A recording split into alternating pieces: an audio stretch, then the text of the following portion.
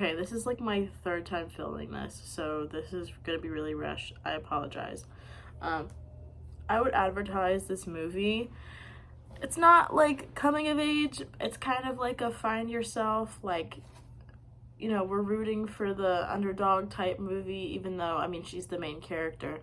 Um, but it's also a melodrama, which I would advertise it as such. But it does have a happy ending. It's not like a feel-good movie. It's like a real world, like this is how it is sometimes, unfortunately, movie.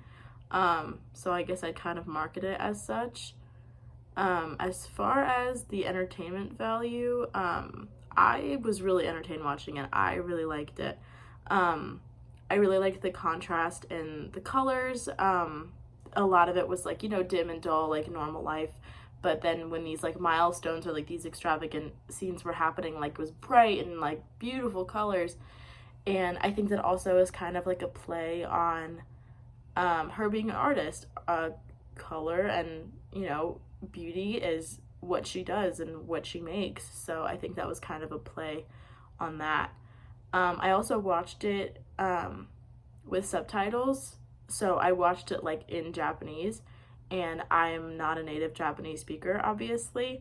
So that in itself was also it was entrancing, really. The language is beautiful. So watching it and seeing, the different ways that people speak and the different way that people show emotion and express themselves through language is just crazy to me. So I really liked that aspect of it.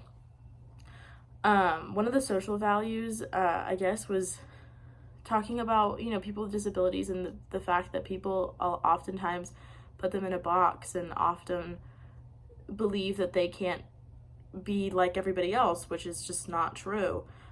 They're people with feelings and emotions and the ability to, be a person.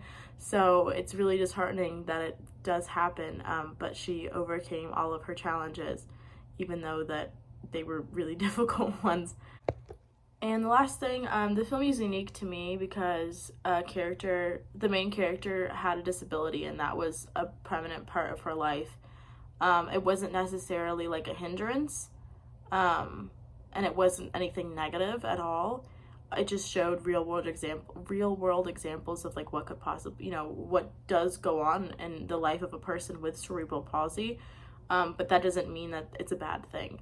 And I don't think that it showcased that at all. And there are a lot of movies that do showcase main characters with disabilities and the struggles that they face. But again, we're still working on that representation. So it was unique to me in that way.